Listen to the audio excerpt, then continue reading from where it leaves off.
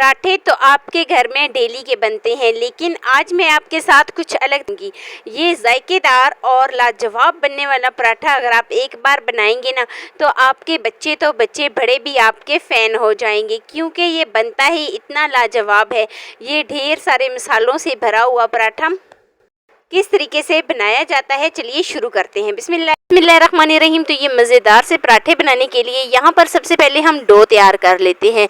Dough बहुत ही अहम step होता है डो तैयार करने का।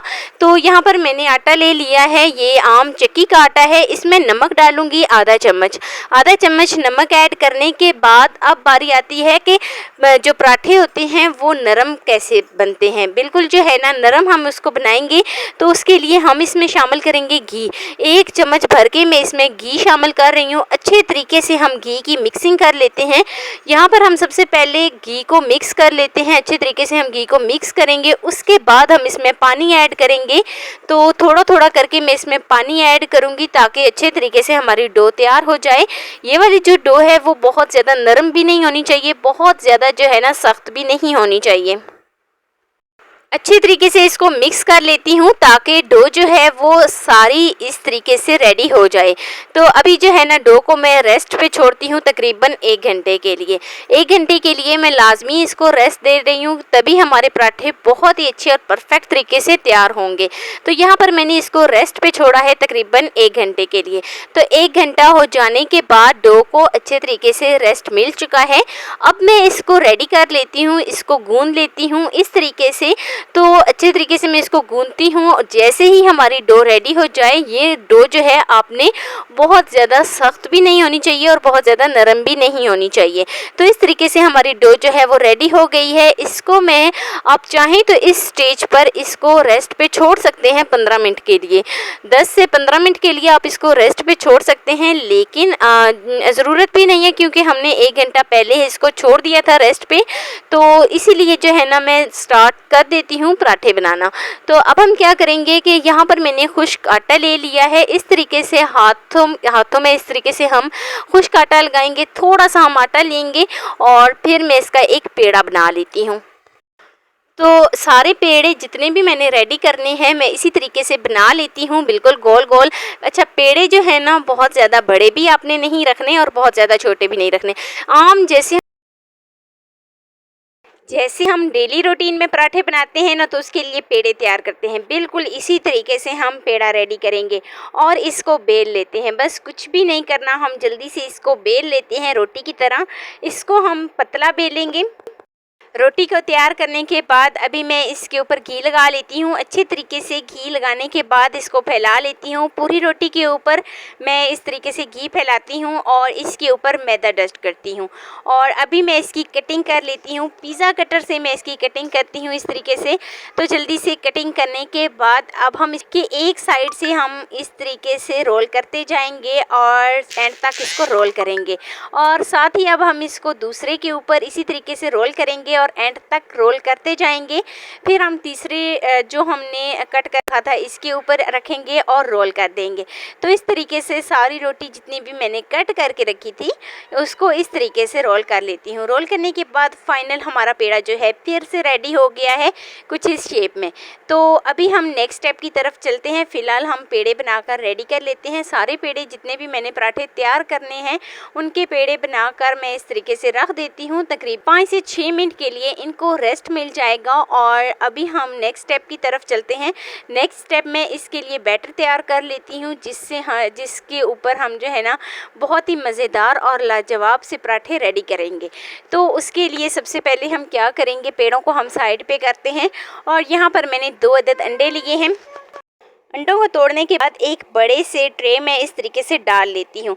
अच्छा, यहाँ पर आपने ट्रे जो है वो थोड़ा सा चौड़ाई में ज़्यादा लेना है। जिसमें हम ये बैटर तैयार करेंगे वो थोड़ा सा चौड़ा होना चाहिए, ताकि जब हम पराठे रेडी करें ना या पराठे इसके अंदर डालें तो आसानी के साथ इसके अंदर हम पराठे भी डाल सकें, उसकी मिक्सिंग भी अच्छे तरीके से हो सके और दोनों साइडों से पराठे अच्छे तरीके से ये बैटर पराठों के ऊपर लग जाए।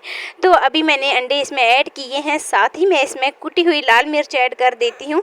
कुटी हुई लाल मिर्च ऐड करने के बाद साथ ही मैं इसमें 1/4 टीस्पून मैं इसमें धनिया पाउडर ऐड करूँगी और 1/4 टीस्पून ही मैं इसमें नमक ऐड कर देती हूँ। अच्छा, नमक जो है ना हमने पहले भी आटे में मिला दिया था, तो इसीलिए हम ज़्यादा नमक का इस्तेमाल नहीं करेंगे। इससे क्या होगा कि मिक्सिंग अगर जब हम इसको लगाएंगे पराठों के ऊपर तो उससे हमारा नमक जो है वो ज़्यादा हो जाएगा। तो इस तरीके से अब हम इसको मिक्स कर लेते हैं। यहाँ पर मैं इसके ऊपर हरा धनिया ऐड करती हूँ, आप चाहें तो इसके ऊपर हरी मिर्च भी ऐड कर सकते हैं, लेकिन मैं सिर्फ़ और सिर्फ हरा धनिया और बारीक कट किया हुआ पुदीना इसके ऊपर ऐड करती हूँ और अच्छे तरीके से इसको मिक्स कर लेती हूँ। मिक्सिंग में हमने कोई भी कसर नहीं छोड़नी। देखिए, मसाले अच्छे तरीके से जब मिक्स हो जाएंगे तो उसके बाद जो है ना 1 अदद नींबू का रस मैं इसमें डाल देती हूँ। आप चाहें तो स्किप भी कर सकते हैं, चाहें तो डाल भी सकते हैं। 1 अदद नींबू का रस मैं इसमें डालती हूँ और अच्छे तरीके से इनकी मिक्सिंग कर लेती हूँ। तो अच्छे तरीके से हम इसको मसालों के साथ मिला लेते हैं अंडे को, ताकि बिल्कुल सारे मसाले एक ही जैसे इसमें मिक्स हो जाएं। तो देखें, काफ़ी हद तक मिक्सिंग हो चुकी है, बैटर बहुत ही अच्छे तरीके से रेडी हो चुका है। अभी हम नेक्स्ट स्टेप की तरफ चलते हैं और नेक्स्ट स्टेप में हमारे पेड़े जो हैं उनको रेस्ट मिल गई है तकरीबन 5 से 6 मिनट के लिए, मतलब कि ये अपनी पोजीशन में आ गए हैं, बिल्कुल नरम हो गए हैं। तो अभी हम क्या करेंगे कि एक पेड़ा उठाएंगे, उसको इस तरीके से किचन काउंटर के ऊपर ही रखेंगे और अच्छे तरीके से इसको हल्का हल्का सा प्रेस करेंगे ताकि ये फिर से रोटी की फॉर्म में आ जाए। तो ये देखें जी, मैंने इसको हल्का हल्का से प्रेस किया है और फिर से ये रोटी की शक्ल में आ गया है। अभी हम इसको उठाएंगे। जैसे ही हम इसको उठाएंगे और जो मैंने बैटर रेडी करके रखा था उसमें डाल देते हैं। अच्छा, 1 से 2 सेकंड के लिए हम इसको रखेंगे, तकरीबन इसको 1 से 2 सेकंड इसके लिए रखेंगे, हिलाएं चलाएंगे ताकि अच्छे तरीके से मसाला सारा बैटर जो है वो इसके ऊपर लग जाए। अब हम साथ ही साइड को चेंज करेंगे। साइड को चेंज करते हुए फिर से हम इसको उठाएंगे और गरम गरम तवे के ऊपर डाल देंगे। तवा जो है ना हमारा ना ही बहुत ज़्यादा गर्म होना चाहिए और ना ही ठंडा। यहाँ पर मैं सबसे पहले घी की ग्रीसिंग कर लेती हूँ। तवे के ऊपर अच्छे तरीके से मैं घी की ग्रीसिंग करती हूँ और इस पराठे को मैं तवे के ऊपर डाल देती हूँ। अभी जो है ना मैं इसको साथ ही सेट कर लूँगी। ये देखें जी, बिल्कुल साथ ही मैंने इसको सेट कर लिया है। तो सेट करते हुए बिल्कुल गोल मटोल सा हमारा पराठा जो है वो मैंने तवे के ऊपर डाल दिया है। तो कुछ सेकंड के लिए हम इसको ऐसे ही रखेंगे, हमने इसको हिलाना चलाना नहीं है। तो जैसे ही ये नीचे से पक जाए तो मतलब कि हमारा पराठा जो है वो रेडी हो गया है। यहाँ पर मैं इसकी साइड को चेंज करूँगी। अभी जो है ना देखिए, नीचे से काफ़ी हद तक पक चुका है। अभी मैं इसकी साइड को चेंज कर लेती हूँ। तो साइड को चेंज जैसे ही करूँगी और फिर मैं बाद में इसमें घी लगाऊँगी। थोड़ा सा ये दोनों साइडों से कच्चा पक्का सा हो जाए तो फिर हम इसके ऊपर घी लगाएंगे।